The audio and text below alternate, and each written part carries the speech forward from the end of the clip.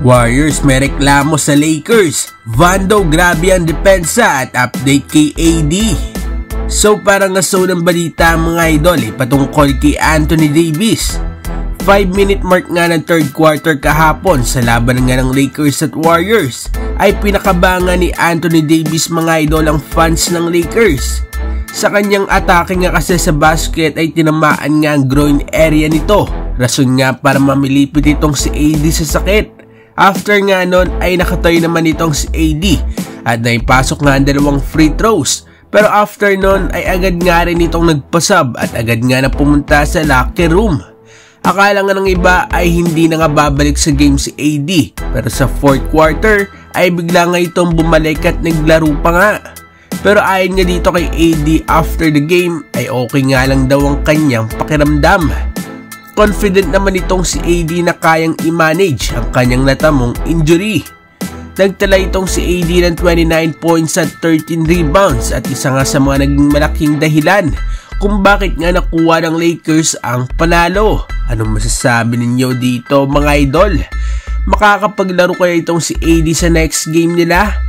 At para naman sa sunod na balita ay patungkol kay Jared Vanderbilt. Grabe nga mga idol itong si Vando. Isa nga siya sa mga dahilan kung bakit nga nakahabol ang Lakers sa Warriors noong third quarter. Depensa nga talaga mga idol ang puhunan ito nga ni Vando. Pero offensively ay ramdam na ramdam nga rin itong si Vando. Sa last 4 games nga kasi ng Lakers ay nag-average ito ng 12 points, 4 rebounds at 3 steals per game. Mukhang nabalik na nga mga idol ang laruan ni Vando at unti-unti nga nakukuha ang dati nitong laruan.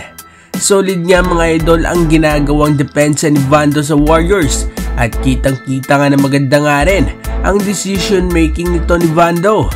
Anong masasabi ninyo dito mga idol? Si Vando nga ba ang X-Factor dito nga sa Los Angeles Lakers? At para naman suling balita ay patungkol sa laban kahapon nga ng Lakers at Warriors. Nanalo nga ang Lakers kahapon kontra sa Warriors sa isang matinding bakbakan na umabot nga sa second overtime. Pero ang Warriors head coach ay parabang may reklamo na patama nga dito sa LA Lakers. Gusto nga daw sana magkomento ni Steve Kerr patungkol nga sa difference ng free throws ng Lakers sa Warriors. Kaso nga daw ay nandun nga ang kanyang ina at hindi nga daw siya magkokomento na 3 free throws nga lang ang binigay ng referees kay Steph sa buong game. Well, mukhang hindi nga aware itong si Coach Steve Kerr sa takbuhan ng laro kahapon. Tama lang naman mga idol na mas malaki ang free throws ng Lakers kaysa sa Warriors dahil most of the time ay umaatake nga ang Lakers sa loob samantalang ang Warriors ay puro sa labas ang tira. Sa katunayan nga ay 21 3-point attempts ang ginawa nga nito ni Steph Curry. At sa buong koponan nga ng Warriors ay meron nga silang 58 3-point attempts. So doon pa nga lang ay alam mo na nga na tama lang ang free throws ng Los Angeles Lakers. Ano masasabi ninyo dito mga idol? Mag-komenta sa baba at ating babasahin yan. Huwag kakalimutan na mag-like and subscribe para sa iba pang balitang NBA. Maraming salamat po.